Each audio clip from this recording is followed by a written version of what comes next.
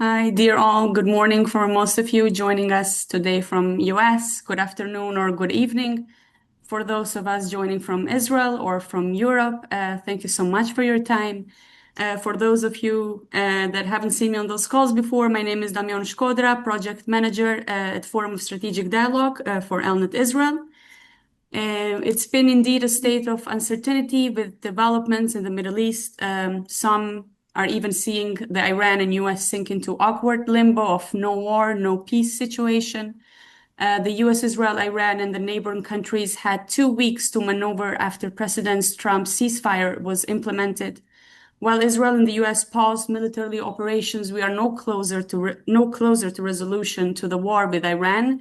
And with Trump's enigmatic truth social post, it seems like we are no closer to understanding what his plans are.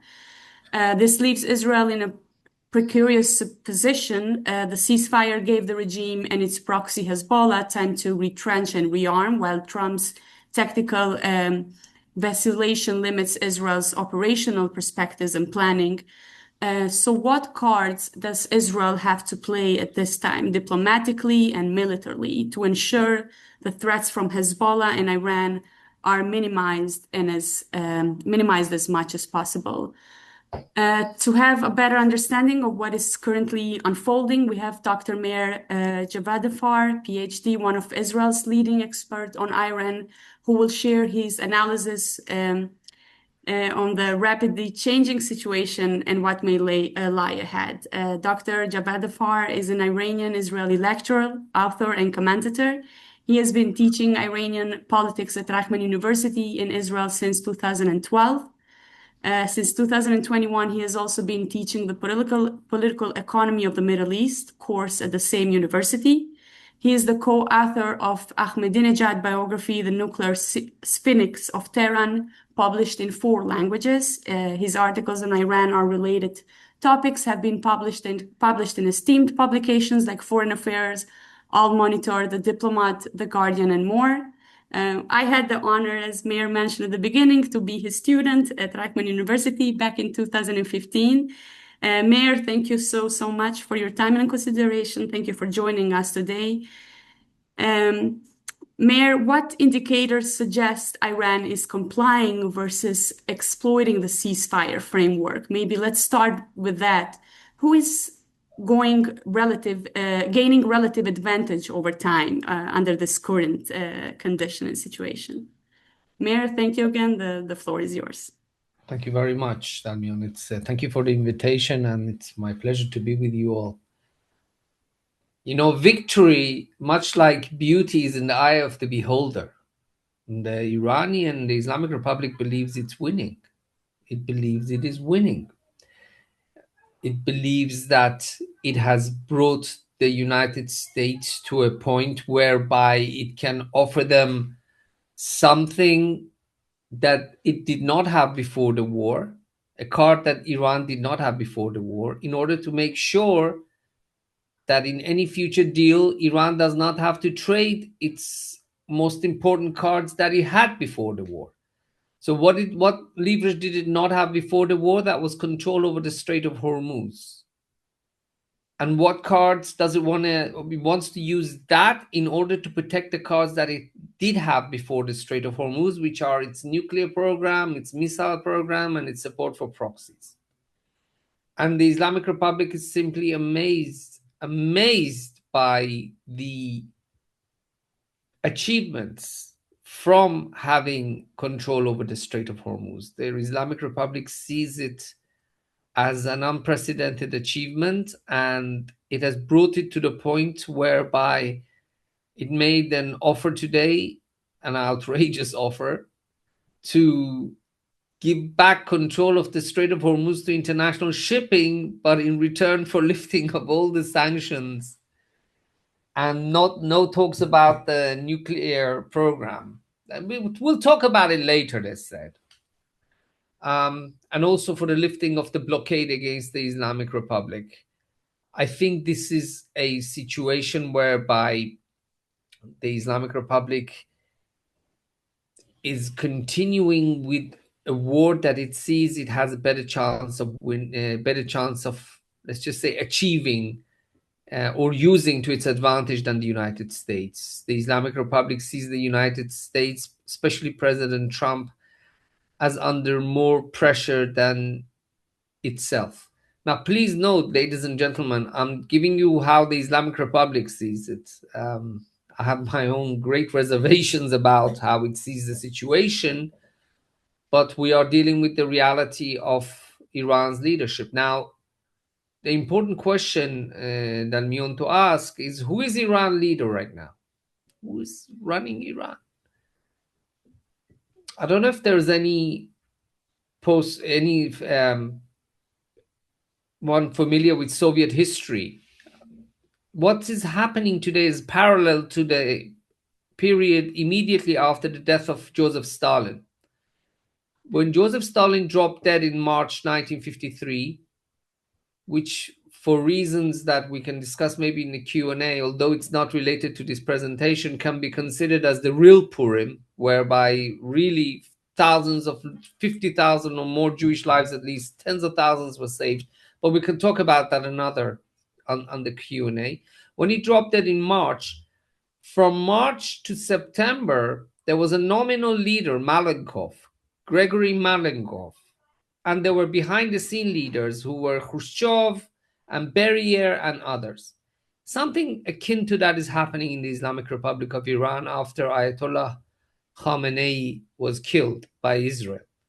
We have a nominal leader in the form of Mujtaba Khamenei, and from what we understand, he is injured and and on top of being physically impaired, he does not have the stature and the consensus and the influence of his father. And that happens usually to sons who inherit rule. It goes back, Machiavelli actually talks about this clearly in his writings, about sons who are born in affluence to fathers who were leaders and had earned their position. And children who are born into power are different, they react differently, but that's another conversation. But that's a classic case. He does not have his father's influence, he's physically impaired, and so the people who are really, so he's the nominal supreme leader. The people who are really running the show in the Islamic Republic are the Revolutionary Guards. Of course, they were running the show before. I mean, it's not like before they were passive. No, but today they are even encroaching some of the areas that were within the sphere of influence of the supreme leader, and are using they're using the current vacuum created as a result of killing Khamenei's death and Mujtaba Khamenei's weakness in order to expand their political and economic power over Iran. I know this is a long answer to your question, but I have to give this is important information for all your members to know. Iran's economy has lost 1 million jobs directly as a result of the recent war. 1 million. 2 million more have been lost indirectly as a result of this war. So we're talking about 3 million job losses. We're looking at monthly inflation for food and housing reaching 70%. We are talking about a country that is 2 months without internet, and 10 million people live off industries that work from the internet in Iran. The situation is so bad that some of Iran's version of the Amazon is calling people to ask them if they want to order something on their landline. This is the situation in Iran. But the IRGC believes it can handle this situation. Of course, I'm sure they get all the numbers. The president is very concerned about what is happening. But the IRGC believes that time is on its side, that it can outweigh President Trump. All these Truth Social posts by him are interpreted in Iran as signs of anxiety, that he's under pressure. All these deadlines, that one deadline is given, then it's extended, is interpreted as a sign of anxiety. And the Iranians also believe that they have now explored at least two Achilles heels of the West. well, explored. They're pressuring two Achilles heels of the West. One of them is the energy market, and the other one is the Persian Gulf countries, whom Iran attacked, especially the United Arab Emirates, which the Iranian regime particularly despises, and fired more missiles at it than the state of Israel, because it recognized the right of the state of Israel to exist and wants to coexist alongside the state of Israel.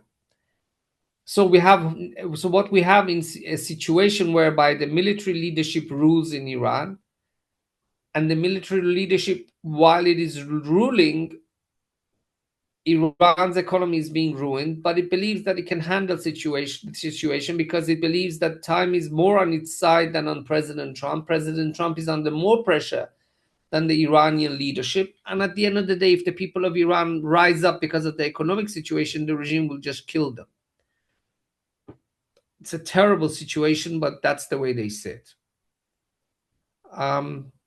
So shall I go into Israel's options? What can Israel do? Yes, Okay. sure. That would be my next question. Thank you, Meir. First and foremost, to be lockstep with President Trump. Very important to cooperate with President Trump. Very important for the state of Israel to make sure that any deal that is formulated between the United States and Iran takes into consideration Israel's concerns, such as the nuclear program. There is 440 kilogram of enriched uranium at 60%, which is still in Iranian soil, and it's under the rubble as a result of the 2025 war. To ensure that all of that is taken out, and I'm sure President Trump will make sure that that it happens. To end enrichment on Iranian soil, and to curtail Iran's missile program and support for proxies as much as we can. This is why it's very important for us to be lockstep with President Trump. Meanwhile, to make sure that the state of Israel, that the United States understands that we have concerns about our citizens in the north, it is very important for everybody to remember that it was Hezbollah who initiated the war against the state of Israel on the 9th of October, 2 days after the 7th of October massacre. They are the ones who came in and invaded Israel, and Mr. Nasrallah was telling Jews to leave this country. They should pack their bags and go home. And as a result, hundreds of thousands of Israeli citizens had to be evacuated. So we have to make sure that, number one, that the president takes into consideration our security concerns. Number two, we have to be militarily prepared at all times. We have to be militarily prepared. And for that to happen, we have to make deep adjustments within the state of Israel. Ladies and gentlemen, it's very important for me to make the following statement. Whatever deal the United States and Iran reach will not mean the end of the Islamic Republic's war against the state of Israel. It may mean that the United States and Iran will end their war, but it will not mean that the Islamic Republic of Iran will end its war against the state of Israel. And I say this with great sadness as somebody who is Iranian and wants to see the opposite, wants to see friendship between the two countries. But under the current regime, it's not going to happen.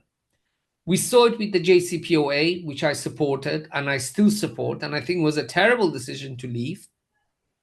The regime, instead of using that opportunity to enrich Iran and to develop Iran's economic capabilities and to address chronic economic problems of the people of Iran and environmental problems, soon after the JCPOA, the regime increased spending in Syria and increased its presence in this region and supported all these terrible groups and tested missiles and wrote on it in Hebrew that Israel must be erased from the face of the earth, as it happened in March 2016.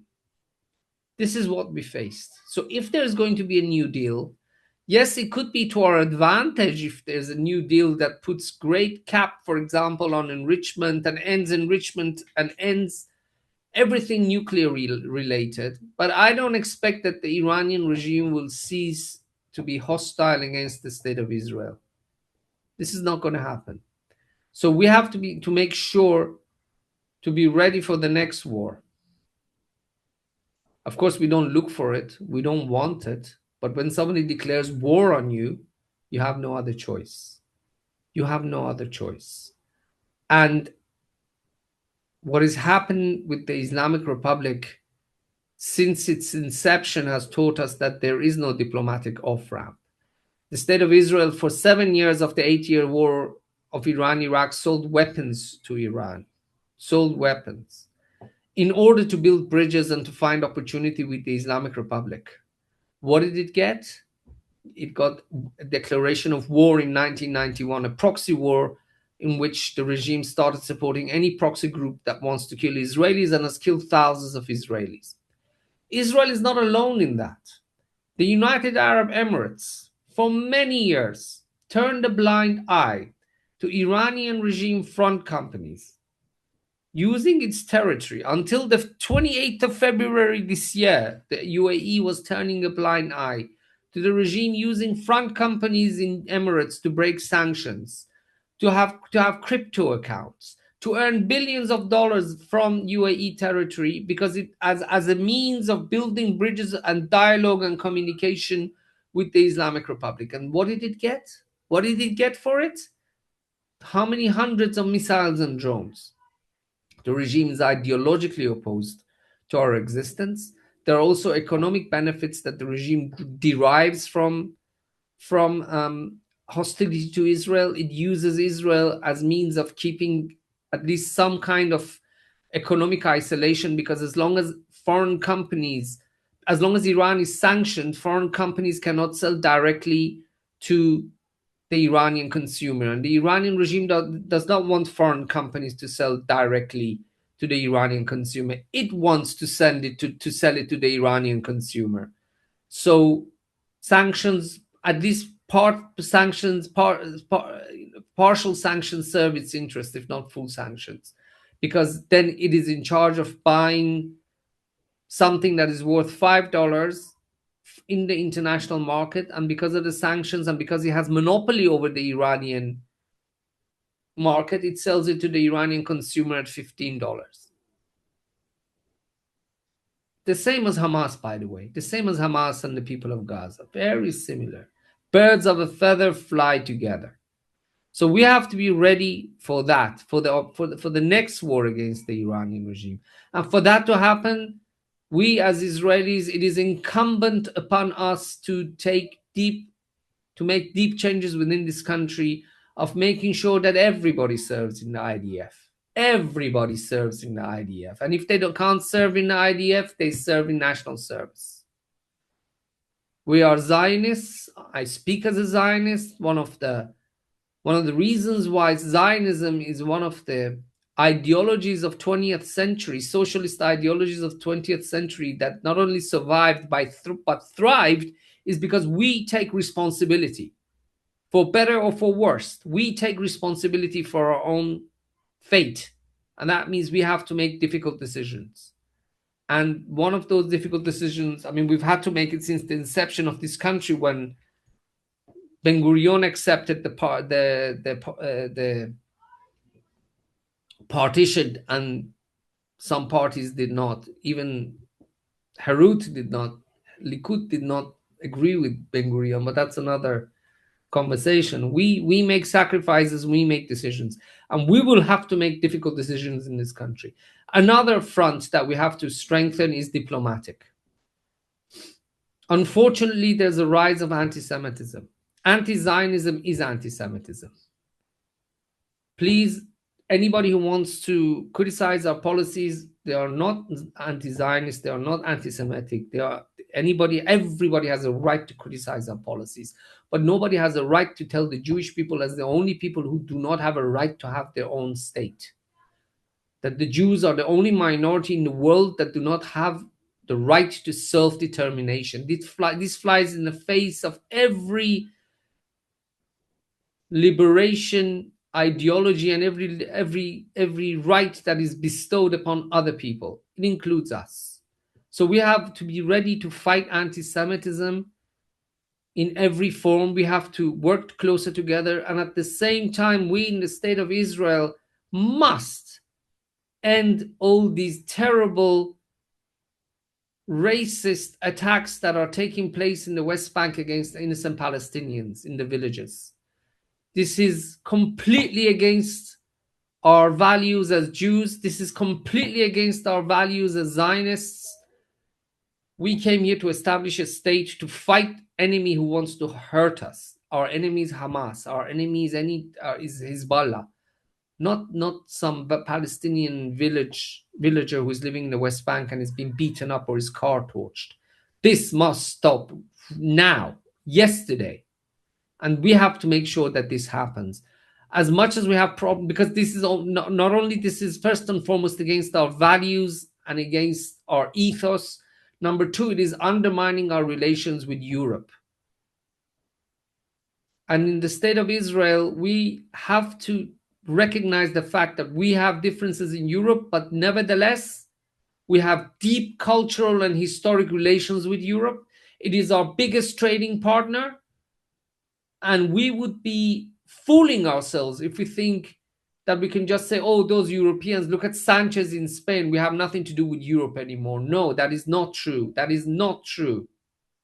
That is not true. There is going to be, soon after this war, the Europeans are going to, as we speak, they are spending billions in rearmament. They don't trust President Trump, so they're not going to buy American weapons. There's tremendous opportunity for Israeli defense corporations to work with Europe and other possible cooperations. We have a country that has just been through 3 years of war. Those of you live in Israel and have family in Israel realize what that has meant for us. We have a strong society. We have great people in this country, but we have to make adjustments. And this country is not going to go anywhere. We have to confront our enemies abroad. There's no bigger enemy than the Islamic Republic of Iran. Dalmion, do you want to start the Q&A now, or do you have another question? I mean, how do you want to do it?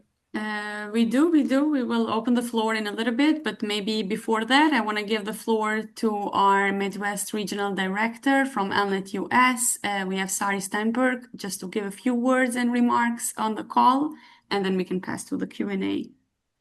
Thank you, Meir. Thank you for this briefing. Thank you. Sari, the floor is yours. Thank you. This is such an interesting conversation, and I'm so glad to see so many of our supporters on the call to learn about the situation. There is really no more pressing question right now than what we're discussing, and I'm glad that you're all here for it. As Dr. Javedanfar said, Meir, it's okay, please. Okay, Meir as Dr. Meir said a moment ago, Europe is extremely important to Israel. There is no denying that that the relationships between Israel and Europe are extremely important, and we have to continue to invest in them. And that's what ELNET is doing, and that's what you're doing with your support of ELNET. So thank you for being with us today. Thank you for being with us as supporters. Please, if you can invest even more, the return on investment is not only important, but incredibly high. I'd love to go on and on, but I don't want to take too much time. But our investment in delegations and in relationships bears fruit that is beyond measure. And we believe deeply in our work, and we're glad that you do too. So please, I think Randy will probably put the link for our website. You can make a contribution through the website. It's tax deductible because we are a 501c3. And we really appreciate your support. Thank you. I know this may not be. Can I speak down here? Is it okay? Please. Please, Meir. I know this may not be related to my topic of conversation, but I think this is something that may give us ideas about where we go from here. I think one of the ways we can strengthen Israel against our enemies, against Iran, and against all these radical groups, is to make sure that after the end of this conflict, probably with the next government or this government, I don't know, we start having conversations regarding coexistence with Palestinians. I'm not talking about peace. The Palestinians, unfortunately, their leader, they killed the idea of two-state people already on the 7th of October with the first murderer who crossed that border to come inside to Kibbutz Sibon, do all those terrible things that they have. Unfortunately, we have tried time and again. The biggest community of pro-Palestinian statehood out in a non-Muslim country was in the state of Israel in the 1990s, right here. And what we had instead was a wave of suicide bombings and the 7th of October. Nevertheless, this does not mean that we view all Palestinians as our enemies, or we have to find a new model for coexistence, one along next to another, for dialogue, for cooperation, of course, as long as it doesn't threaten our security. Unfortunately, you can't do it with Gaza because Hamas is there, but with the West Bank and others, I think it's very important for something ELNET perhaps would look into, and I think Europeans would really welcome it, where we have Israelis and Palestinians holding dialogue and having ideas on how we can coexist better, because we can't have this kind of war every 10 or 15 years. In fact, we don't want to have any kind of war that we've just been through, if it can be avoided. Thank you so much, Meir. Indeed, and thank you, Sari. So maybe before I get some more question from our audience, Dr. Meir, maybe going back to the North situation a little bit. To what extent is Hezbollah using the ceasefire period to rearm, reposition, or entrench in southern Lebanon? Or better ask, how effective has Israel's current campaign been in degrading Hezbollah's capabilities, and what gaps actually remain? The road to weakening Hezbollah runs through Tehran. In order to weaken Hezbollah, we should have attacked Iran many years ago. We left it too late. Mr. Naftali Bennett, our prime minister, had the best idea of confronting the Islamic Republic based upon his octopus doctrine. He described the Islamic Republic as an octopus with the regime as the head and the tentacles of the octopus being the regime's proxies in this region. When the proxies of this region, of the regime attacked us during his tenure, the state of Israel attacked the regime directly. And Iran was greatly deterred. Unfortunately, we saw this weakened when President Mr. Netanyahu took over. Hezbollah set up a camp inside our borders in the Sheba farms on our border inside Israel. Israel did not attack because it thought it didn't want to escalate. Hezbollah was dismantling cameras on our borders. We did not respond because the government did not want to escalate. And this only emboldened Hezbollah. It doesn't work like that. With organizations like that, it's very similar to dealing with these organizations is very similar to dealing with Tony Soprano, who you all know. You're not going to be able to reach mutual understanding based on the idea of live and let live. These are religious extremist versions of the drug cartels that you have operating on the US-Mexico border, basically. They only understand force. And I'm saying this as somebody, as a young student in master's. In 1996, I did my master's on Lebanon. And then, this is 5 years before we withdrew, I said Israel should withdraw. We should not occupy Lebanese territory. We are making ourselves hostages to the policies and desires of the Iranian and the Syrian regime. We are giving Hezbollah an excuse to attack us. Thankfully, that happened in May 2000. Israel withdrew from every inch of occupied territory of Lebanon as per Resolution 425 and as confirmed by General Secretary of the United Nations, Mr. Kofi Annan.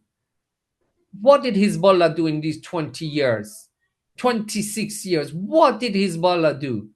Israel was not occupying Lebanon. Did Hezbollah use that opportunity to use its military power and economic influence to make Lebanon a richer place and more economically developed? I ask you, what progress has Lebanon made since Israel left its territory? Nothing. If not, it's become worse.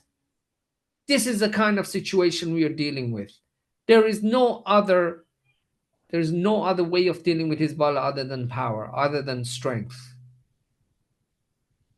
And I'm saying this is somebody who probably in the US would vote Democrat and in Israel would vote parties left of the center or party who doesn't. There are some people you just can't talk. You just can't talk. Hezbollah and Iran's proxies are one of them. Has Israel missed opportunities with others who were willing to talk in the Middle East with us? Yes. Oh, yes. We also have missed opportunities, but not with the Iranian regime. Not with the Iranian regime. It is the Iranian regime that has missed opportunities with us to reach a modus vivendi with us. So it is very important for Israel to keep attacking Hezbollah, to make it weakening it, to weaken the Iranian regime. But we also have to make sure that our soldiers behave themselves in southern Lebanon, as I'm sure you saw the picture of the statue of Jesus Christ that was brought down by one of our soldiers, and that was terrible. And there were some other reports, but our soldiers are great. But there's a very, very extremely tiny minority who are not behaving themselves, and that's going to be stopped. But other than that, we are doing what we have to do. Kiryat Shmona in the north is Tel Aviv. Okay? Every kibbutz, moshav, city in the north is Tel Aviv. We must treat their safety and security and welfare as we treat the security of the city where I live, and is not being subjected to tens of rocket attacks by Hezbollah every day. We cannot have this situation continue. Hezbollah declared war on the state of Israel on the 9th of October. We will finish it unless Hezbollah ends its policies, which unfortunately they don't. They are basically the mercenaries of the Islamic Republic. On the day that Khamenei was killed, they fired missiles at us. How many times have people in Lebanon been calling for Hezbollah to disarm? Even the government of Lebanon called on Hezbollah to disarm. It doesn't listen. What other way is there? Please, I want nothing more, but one of the things that I really would love to see is peace between Israel and Lebanon. The Lebanese people are great people. I'm sure you all know them. They are brilliant business people. People say Persians are good business people. I pass the honors to the Lebanese. They have the Midas touch. We have so much to gain from our friendship with the people of Lebanon. Their country needs stability. We need to rebuild ourselves. We want peace. Most Lebanese want peace. But those subcontractors of the Islamic Republic in Lebanon called Hezbollah don't. And they're an obstacle, and the only way to deal with them is force. Thank you, Meir. The next question is from John Mirish, who joined us on the call. The FDD's Behnam Ben Taleblu suggests that Israel, with or without the US, could attack IRGC assets directly, including, for example, Iraqi militias being imported to oppress the populace. He suggests that targeted attacks on the machinery or repression could ultimately empower regime opponents to take actions themselves. Anti-regime intelligence would also be important in measures to weaken the regime. What are your assessments on this one? First of all, Ben Taleb is a wonderful expert and a real mensch. Really, I know him personally. He's a real mensch and a great friend of the people of Israel and one of the people who desires peace between the people of Iran and Israel. The best solution to ending all these problems stemming from the Islamic Republic of Iran is regime change. We cannot do it from the air. The only way it can happen is the people of Iran doing it. They tried in January, and the regime killed somewhere between 30,000, 40,000, depending on what numbers you hear. One of the reasons why the war was started on the 28th of February was because of those uprisings. According to an article published yesterday in Yediot Achronot and cleared by the censor in Israel, the Ministry of Defense, we had a clear plan with the United States for, first of all, an attack against the regime, killing Khamenei, weakening the regime, and then sending the Kurds to come from the areas adjacent to the Iran-Iraq border to come and overthrow the regime. This was the idea of the Mossad. And soon after the war started, President Trump decided to change the plan. Why? Because the Iranian regime has spies among the Kurds, so they found out. So they told Erdogan, and Erdogan hates the Kurds, I think, more than he hates Jews, and that's really saying something because he's an anti-Semite. So he picked up the phone to President Trump and he convinced him that this should be shelved. Now, to be frank, I have great doubts about such a plan working because the Kurds are only about 10,000. But at the same time, I think the assessments of Mossad cannot be dismissed because based on their operations in Iran, they know a thing or two on the quality of their intelligence. So maybe there were things that we did not know. I'm sure there are many, but not maybe. Definitely there are things that we don't know.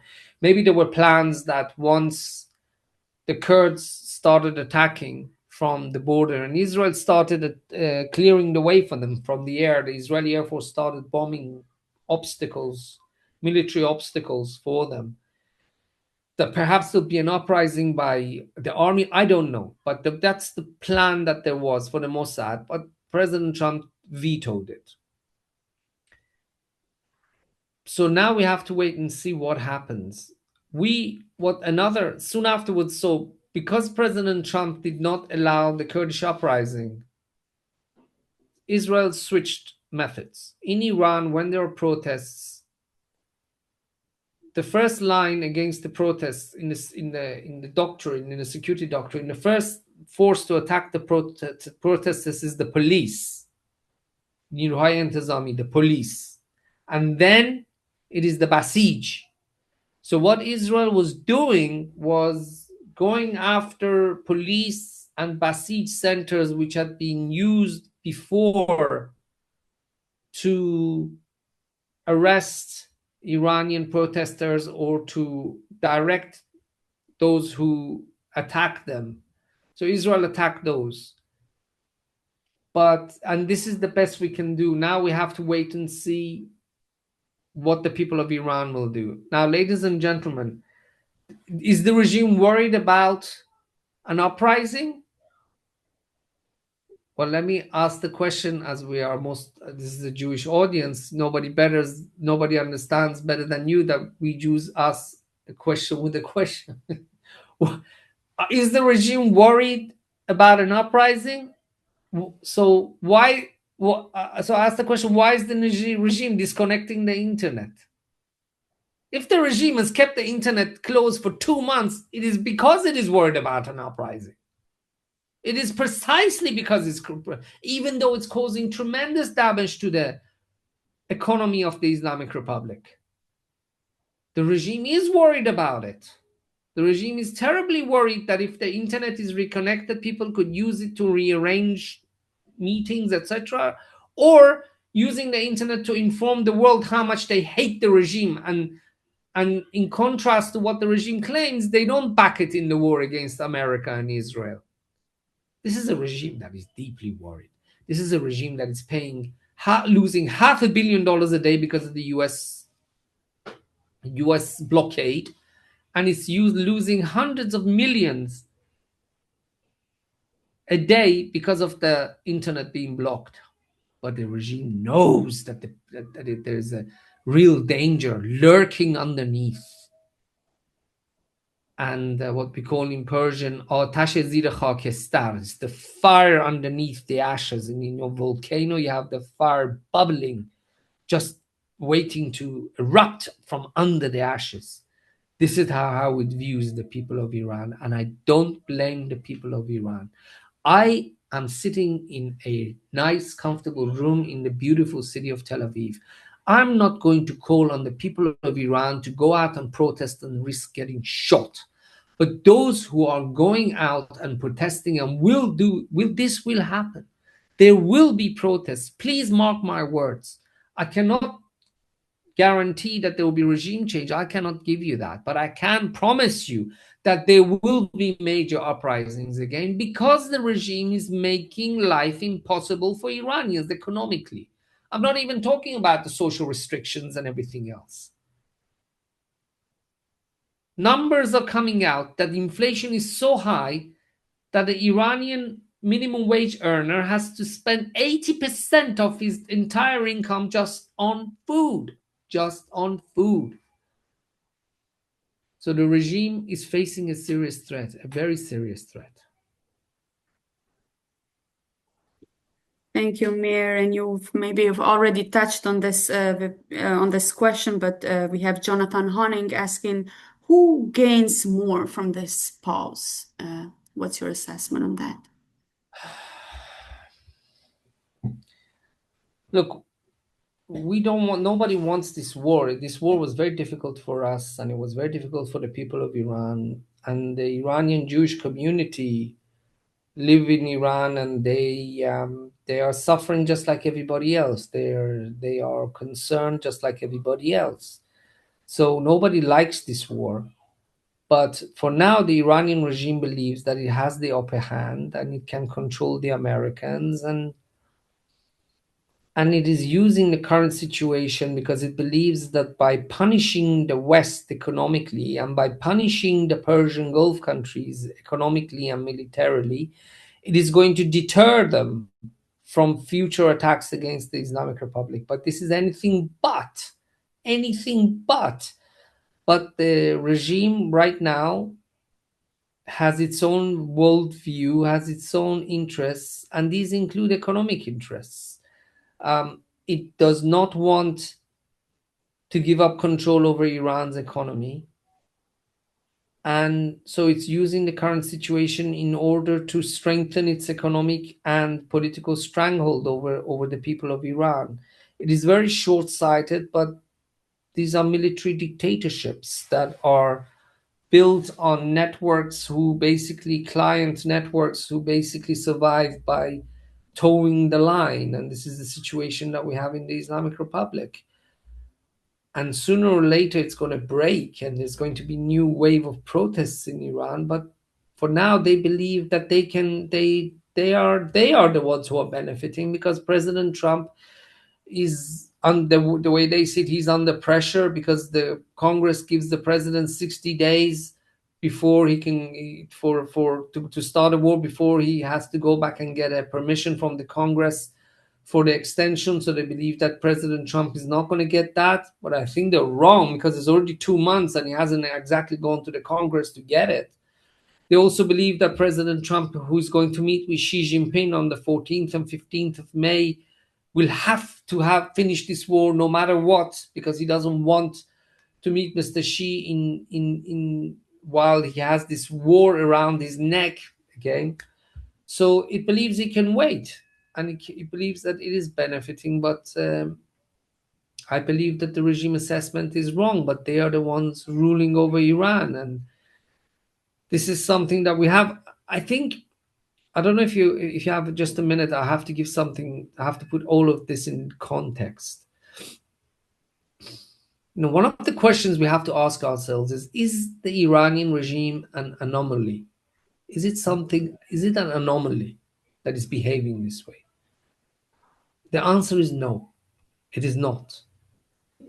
The Iranian regime, ladies and gentlemen, is first and foremost a revolutionary organization. It's a revolutionary state. First revolutionary, second Shia.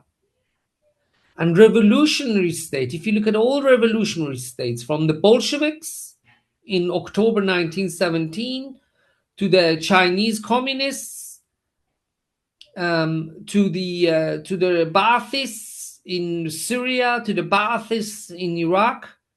They are in constant state of struggle. So they're either directly at war in military struggle, and when they are not in military struggle and they are in a ceasefire mode, they are preparing for the next confrontation as part of their struggle. We also see this with Hamas. The Soviet Union was always in a state of struggle. The Chinese are in a state of struggle. There are some amazing books written about their displacement theory. This is no conspiracy. They have the strategy of displacing the United States, and they are using every opportunity to do that. And I think they already have a bigger navy than the US, or soon they will have it. But that's another conversation for another day. Look at Syria under the Baathists. Look at Iraq under the Baathists. Did they have one day of peace? It was from either one war to ceasefire, where they prepared for the next war, to the next war, to the next ceasefire, to the next war. This is the same as the Islamic Republic of Iran. This is the same. It's the same. This regime will always be in a state of continued struggle against the West and against the state of Israel. And I think this is something that we have to understand about who we are dealing with here, because otherwise people expect the Iranian regime to be like a normal state. Iranian regime is not a normal state. It is a revolutionary state. And if you want to understand it, please look at all revolutionary states in the 19th, 18th, 19th, and 20th century. Thank you, Meir. And maybe staying exactly there, what escalation risks exist with Iran directly if Israel intensifies strikes on Hezbollah? Well, I think I would say the Iranian missiles, some of the missiles, if there's a war between just Iran and Israel, some of the missiles that were fired at the Persian Gulf countries will be directed at the state of Israel. And I don't want to be gung-ho about it. Of course, we are a strong country, but it's not, these wars still, they take effort and energy and resources for us. But we have no other choice. We really have no other choice.